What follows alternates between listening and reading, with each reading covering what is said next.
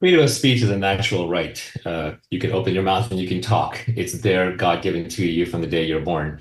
And then when the government steps in and tries to take it away, that's sort of the ultimate form of control. It may be helpful to think about it in physical terms. Forget digital, where you're being censored in in the so-called town square. But it's more, imagine somebody came to your house and every time you tried to say something and they didn't like it, they would put a hand over your mouth. That lets you understand immediately that to restrict freedom of speech, to have censorship, you need violence. It is inherently linked. Censorship is inherently violent. It prevents you from saying what you would say. The physical instantiation will be to put a gag on your mouth, like in a prison or in a gulag or in a concentration camp.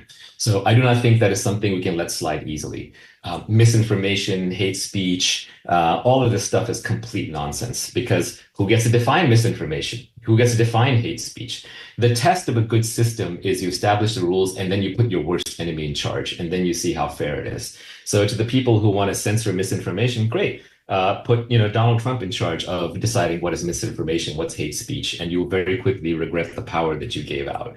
That's So to me, exactly that is right. a bright line. That is a bright line. The First Amendment, anyone who violates the First Amendment, anyone who basically says that no, I get to decide, or some godlike censor who gets to hear everything and say everything gets to decide what is acceptable and can be said and can't be said. Those people are I have no quarter with them. Those people are my sworn enemies because they are going to drive the world into ruin.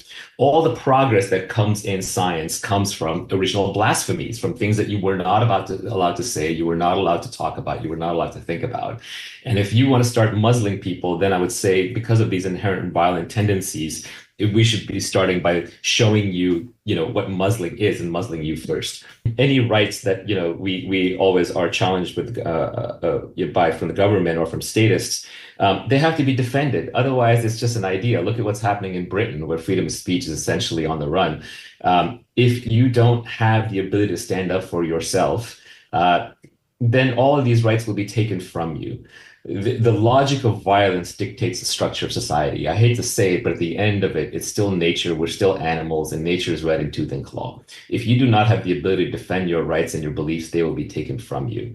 If you look at the COVID lockdowns, the lockdowns started ending first in the West, in the red states. And why in the red states? Because that's where people love freedom and they're armed, so the government can't stop them.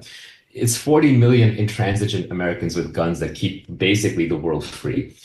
If the US were to fall and turn into an authoritarian regime, I don't think Australia, Great Britain, Canada, New Zealand, all these countries, well, Western Europe would survive for that long on their own. Most of the world is run by authoritarian societies, or at least half of it, roughly. So it's not a pretty place. North Korea is a giant gulag. Try speaking freely in the Chinese state or the Russian state. So if we don't want to end up that way, we need to have freedom of speech. And if we need freedom of speech, then we need to have the right to bear arms to be able to back up that freedom of speech.